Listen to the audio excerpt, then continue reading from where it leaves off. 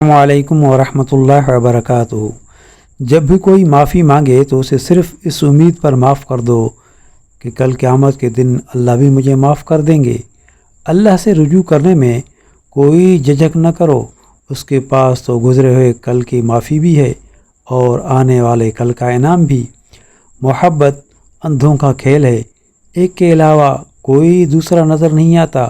اگر دونوں میں سے کسی ایک کو نظر آنا شروع ہو جائے تو دوسرے کی آنکھ خود ہی کھل جاتی ہے۔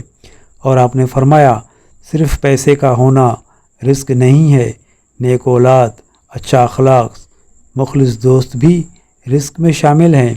اور آپ نے فرمایا، فرصت کے اوقات بادل کی طرح جلدی گزر جاتے ہیں۔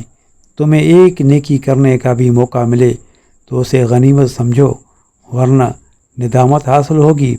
میرے دوستو، اپنا خیال رکھیں، ہمیں دعاؤں میں یاد رکھیں۔ جزاکم اللہ خیر۔